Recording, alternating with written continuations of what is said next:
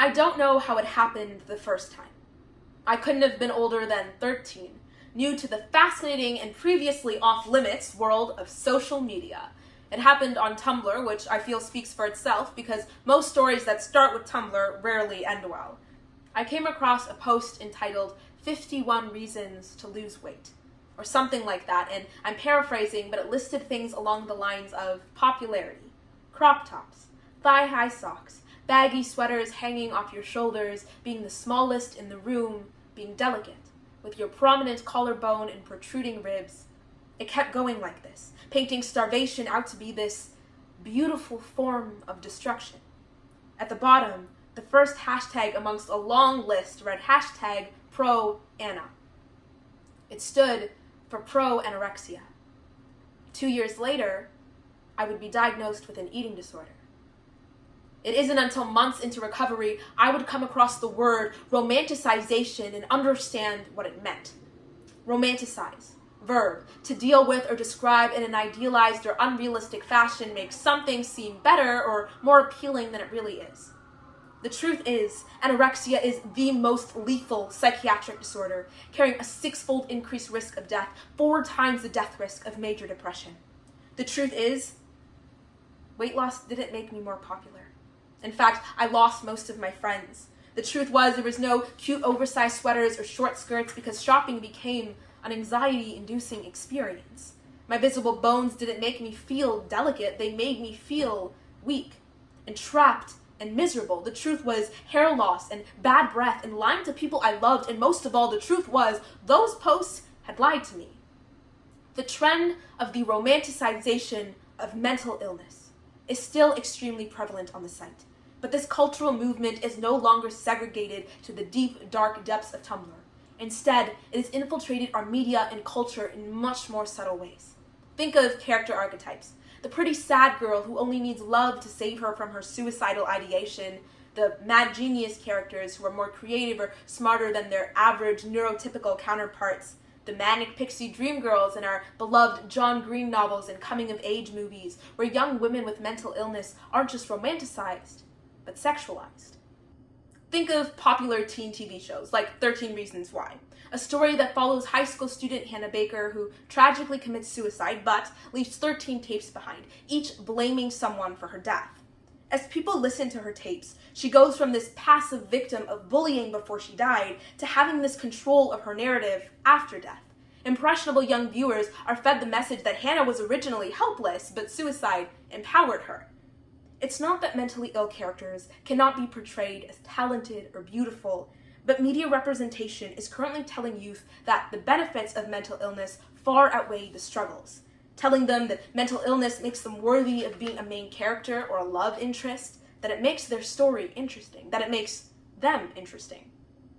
On TikTok, videos containing hashtags like dissociative identity disorder, ADHD, and autism have billions of views. Numerous creators produce educational content about their conditions, and while this representation is important, to a teen watching, they don't see detrimental mental illnesses. They see sneak peeks into fascinating symptoms in 1-minute videos that cannot possibly encapsulate the brutal reality of living with these conditions. They see this correlated to social media fame, a sense of support, and community. It's an easy thing to become enamored with, to look at and say, I want that. We finally see the romanticization of mental illness manifest in Gen Z culture as the trivialization of mental health. Phrases like, dude, I'm literally gonna off myself, or I wanna die, LMAO, have become so common that we now literally have an abbreviation for kill myself, KMS, reducing the concept of suicide to LOL. If I'm being honest, I myself am not faultless when it comes to this, and I'm sure many of us aren't. And it encourages us all to consider where we draw the line between coping with humor and trivializing sensitive issues. At first, the romanticization of mental illness seems like an uncomfortable trend, but its consequences can be fatal, with repercussions that echo for decades. An article written by Banner Health describes how behavioral health experts have grown concerned about the rise in young adults self-diagnosing with psychological conditions. On one hand, it is important for us to listen to those who self-diagnose. After all, access to clinical care and prejudice within medical institutions are real issues. On the other hand, we must consider intent. Are teens looking for a sense of belonging in these diagnoses? Are they mentally ill, or do they have a couple of vague symptoms they read off a list on Instagram? In a Stanford paper entitled Echo, Amina Strefsa describes the formation of micro-communities online, where like-minded followers create echo chambers, where similar content is constantly being reflected back at users, and thus, their worldviews go unchallenged.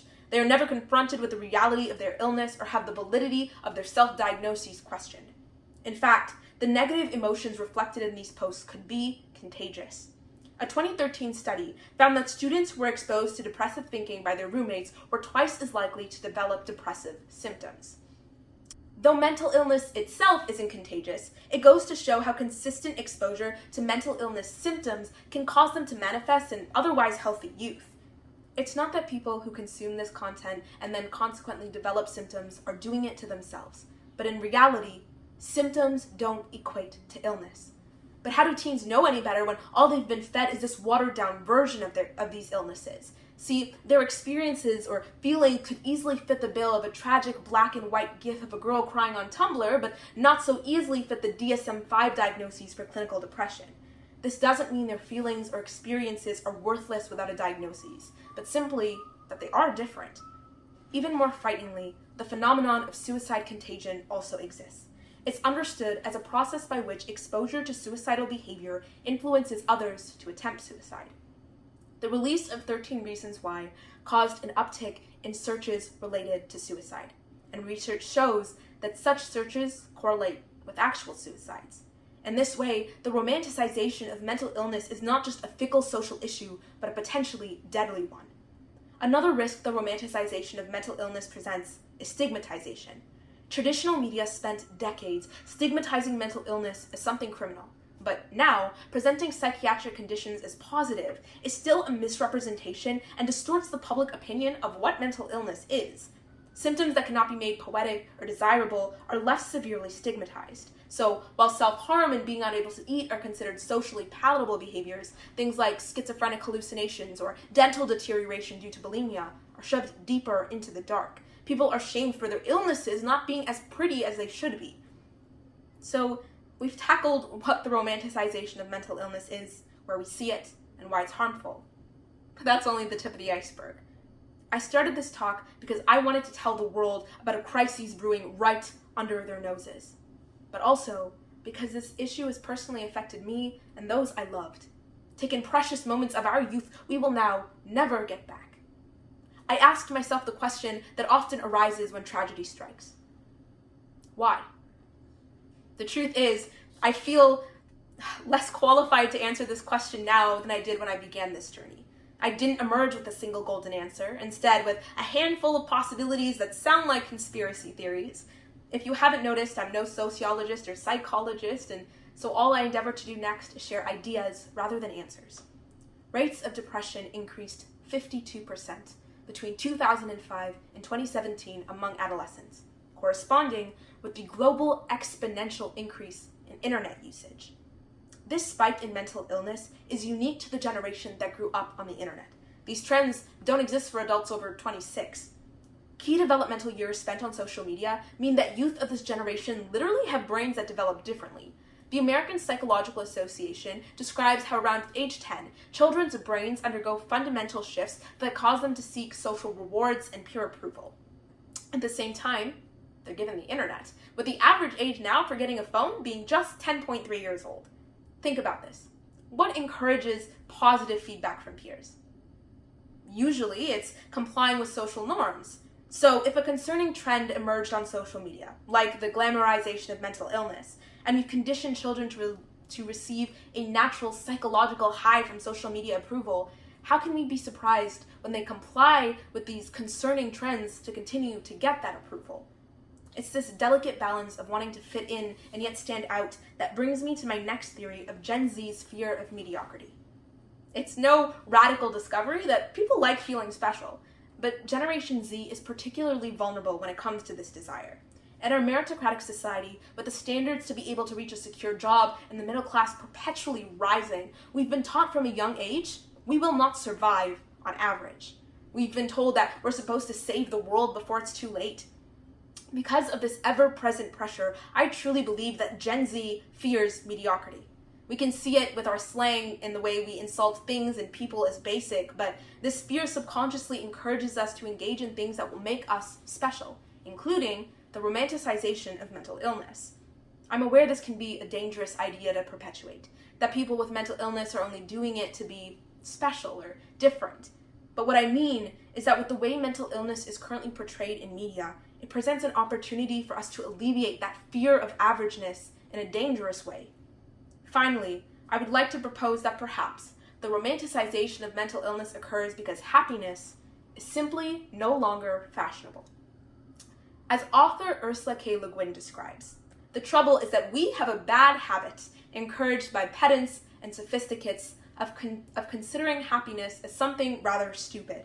Only pain is intellectual, only evil is interesting, unquote. In this way, to be happy is to be seen as naive, and by default, to be unhappy is mature. You're enlightened, you're woke. Couple this with our increasingly nihilistic culture, we're left with a concerning underlying social attitude that makes youth that much more vulnerable to see mental illness in which people are characteristically unhappy as something desirable. After all of this, however, where can we find reprieve? Where can we turn on an individual and societal level? The answer to this question for me has always been to return to faith. Islam has always been a religion of social justice, one in which we are not only encouraged to speak up against what we feel is wrong, but obligated to in order to protect our communities. And it is this idea of social obligation in Islam that I find myself specifically clinging to in our hyper-individualistic society.